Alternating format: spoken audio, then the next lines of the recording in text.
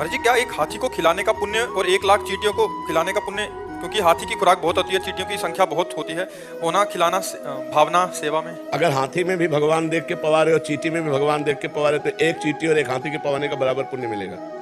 और भगवान नहीं देख के हाथी देख रहे हो, चींटी देख रहे हो, तो भेद तो हो ही जाएगा। कोई पुण्य में फिर बेवकूफी थोड़ी है। चींटी तो एक दाना से तृप्त हो जाएगी, उसके लिए 1 कुंतल भोजन चाहिए। दोनों में भगवान देखकर यदि दे रहे हो कि हाथी में भी वही भगवान है और चींटी में वही भगवान, तो पुण्य बराबर।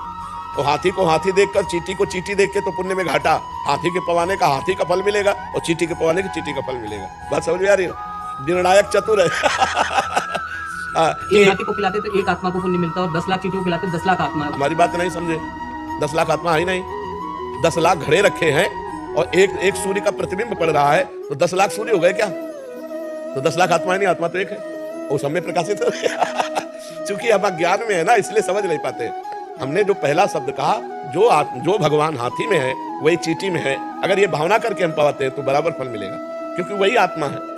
आत्मा 10-20 नहीं है, आत्मा 10 लाख नहीं है, आत्मा एक है। देखो, अब आपसे कहें कि ये 5-7 बिजली है, आप हमको क्या कहोगे? पहला यंत्र के कारण उसका प्रभाव अलग अलग है। हीटर यंत्र है तो गर्मी फेंक रही, पंखा है तो हवा फेंक रही, एसी है तो ठंडा फेंक रही, लेकिन बिजली बस, ये खोपड़ियां अलग अलग है, बिजली एक है इनमें। जो बिजली है इनमें वो परमात्मा है, वो एक आत्मा है, एक वाहे गुरु है, वो एक है, वो अनेक नहीं है। बहुत अच्छे से समझ लीजिए, अगर हम भगवत भाव से किसी को पवाते हैं तो चाहे चींटी को पवाएं चाहे हाथी को पवाएं, हमें बराबर लाभ मिलेगा।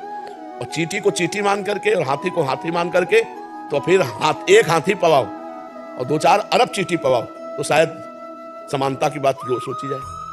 क्योंकि परिणाम है ना, वो 1 कुंतल में छकेगा और 1 किलो में लाखों हो जाएंगी, नहीं हो जाएंगी।